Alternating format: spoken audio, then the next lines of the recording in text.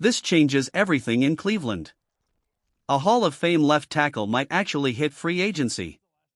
And the Browns suddenly have a decision that could define their entire future. If you're a real Browns fan who lives and breathes every rumor, every signing, every draft pick, then smash that like button, share this with your dog pound family, and subscribe right now because this offseason is about to get wild. Let me ask you something right out of the gate. How many more seasons are we going to waste before we finally build a dominant offensive line again? Because this offseason feels different. It feels aggressive. It feels intentional. And for once, it feels like the front office knows exactly what the biggest weakness is. Andrew Berry made it clear that Cleveland plans to be more aggressive in free agency than last year. Not reckless. Not desperate. But targeted. Opportunistic. Strategic. He even hinted that the Browns might be one offseason away from going completely all in. And that should fire you up. Because whether people want to admit it or not, this team is closer than the national media thinks. The coaching direction is changing. The offensive identity is shifting. And when a general manager openly says they're willing to swing if the right opportunity appears, that tells you something big could be coming. Now here's where things get explosive. According to Adam Schefter, five-time All-Pro left tackle Trent Williams and the San Francisco 49ers are struggling to resolve a contract situation. If they cannot fix it, Williams could become a free agent. Let that sink in. Trent Williams. On the open market. Nobody had that on their offseason bingo card. We're talking about a future Hall of Famer who, even at 37 years old, is still one of the best tackles in football. His 2025 season showed elite-level efficiency, dominant pass protection, and durability across nearly 1,000 snaps. He allowed just 4 sacks. 4.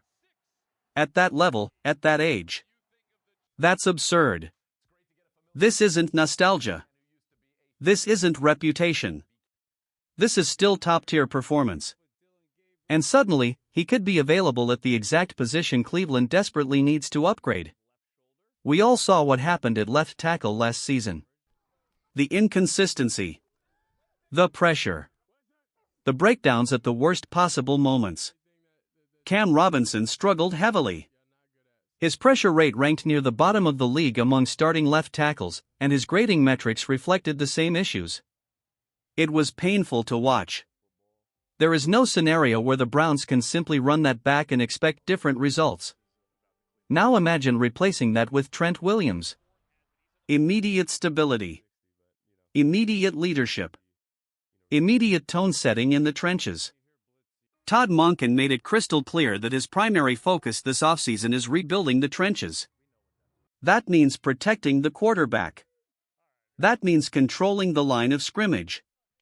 That means bringing in veterans who know how to dominate. Williams checks every single box. Yes, he's 37. Yes, it would likely be a short-term deal. But sometimes a short-term move creates long-term culture. A 1 or 2 year contract could stabilize the entire offensive line room while young players develop around him. And here's the reality: Cleveland can create cap space. Contract restructures, strategic cuts, and financial maneuvering make it possible. It won't be cheap. He could command north of $20 million for a season. But elite protection isn't cheap. So here's the question you have to answer honestly. If you're building toward contention in the AFC North, do you take the swing on greatness? Or do you play it safe again? Because safe hasn't exactly delivered championships. Now let's pivot to another massive storyline. Mike Evans is returning for the 2026 season and will test free agency. One of the most consistent wide receivers of the modern era is officially listening to offers. And reports indicate he's open to evaluating all 32 teams. That includes Cleveland. This is where things get complicated. Evans is 32 years old. He has recorded 1,000-yard seasons year after year when healthy. He's a red zone monster at 6'5". He makes life easier for any quarterback. He wins contested catches. He changes coverage. But the injuries are real. Concussions. hamstring issues, a broken collarbone last season, and the nagging soft tissue problems that seem to follow him annually. His projected market value hovers around $13 million per year, but let's be honest, that number could climb. Veteran production like his isn't cheap. So here's the controversial question of the day, and I want you to answer this in the comments below. Would you rather spend big on Mike Evans at over $18 to $20 million per year, or invest in a rookie wide receiver and build long-term? Comment your answer and defend it. Because this decision isn't simple. Evans gives you proven dominance. But Cleveland also has options in the draft that are extremely intriguing. This wide receiver class is loaded. Mike Lemon has drawn attention for his competitiveness and route intensity. Cardinal Tate is considered one of the safest, most polished prospects available. Jordan Tyson has elite upside if healthy, with some analysts comparing aspects of his game to Justin Jefferson's fluidity and separation ability. Denzel Boston brings size and ball tracking skills that translate immediately. And Omar Cooper Jr. has reportedly generated serious combine buzz, with multiple teams showing interest. The draft offers cost-controlled upside. Free agency offers proven experience. Which direction defines this rebuild? Beyond Evans, there are other free agent receivers worth monitoring. Romeo Doubs has been a steady contributor in Green Bay.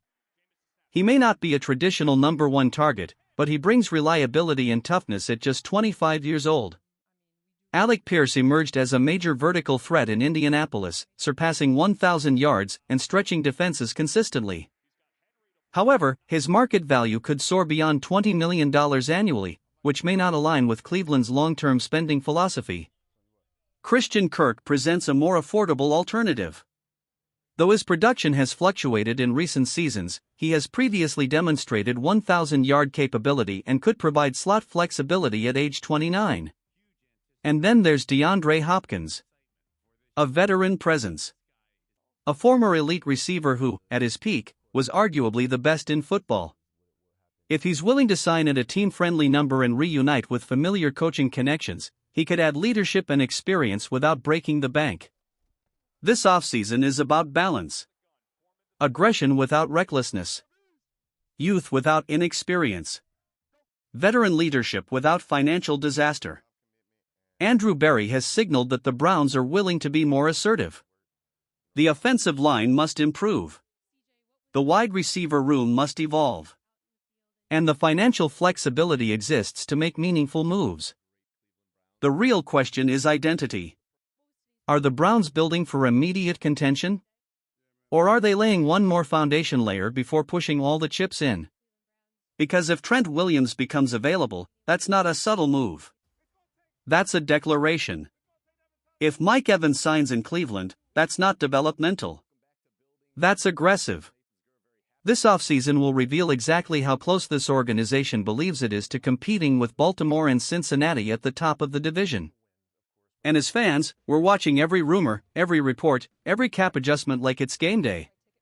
Let me leave you with this. Championship windows don't open politely. They open when bold decisions are made. Cleveland has a chance to make one. Or several. And whether it's Trent Williams protecting the blind side, Mike Evans elevating the red zone, or a rookie phenom redefining the offense, this is the kind of offseason that can shift the trajectory of a franchise. So stay locked in. Stay vocal. And most importantly, stay ready.